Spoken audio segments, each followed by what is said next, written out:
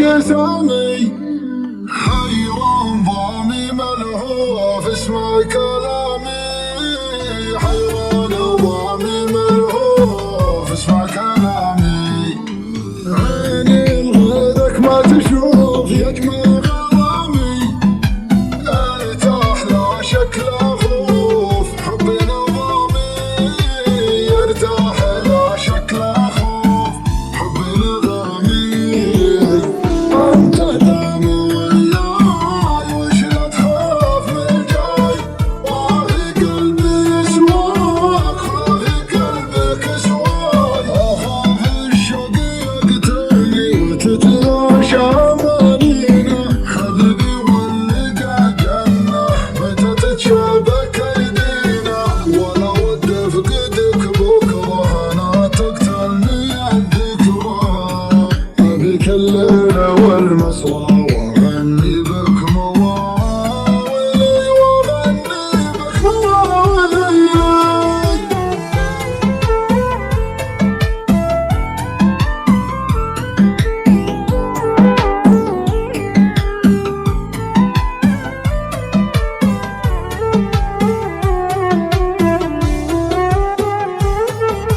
خاذت قلبي من الجوف وبلا محامي سويت فيني معروف يغلى لسامي سويت فيني معروف يغلى لسامي وجهك نور قياي وحبك ساكن احشاي انا والله هواك وعشاقك ما نقصاي اخاف الشوق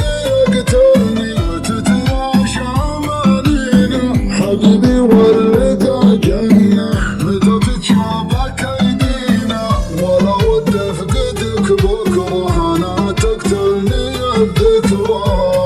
ابيك الليل والمسرى واغني بك مواويلي واغني بك مواويلي بيني وبينك ظروف العشق سامي حيران ضالي ملهوف اسمع كلامي حيران ضامي ملهوف اسمع كلامي عيني لغيرك ما تشوف يجمل غرامي ارتاح لا شك لا خوف حبي نظامي ارتاح لا شك لا خوف حبي نظامي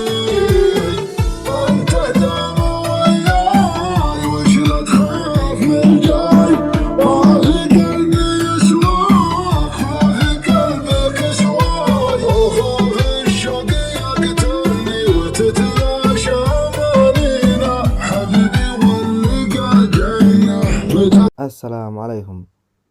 كان في شخص اسمه يوسف. كان يوسف ينتظر في الصالون على الساعة 4 عصرا، ينتظر برنامجه المفضل، ولكن فجأة سمع طرق الباب، فذهب مسرعا ليرى من الطارق، ولكن تفاجأ بأنه عمه الذي على الباب، ولكن لم يكن عمه على مثل عادته، وكأنه يريد أن يخبرهم بشيء مهم. فدخل عمه إلى الداخل، جلس يوسف مع عمه ينتظرون والد يوسف ليأتي من العمل، وكان يوسف يشك بأن هناك شيء هام يخفيه عنه عمه. بينما قال يوسف: هل يوجد شيء تريد أن تقول لنا يا عمي؟ وبينما كان يسأل هذا السؤال جاء والده من العمل، وكان تعبان كثيرا، ولما رأى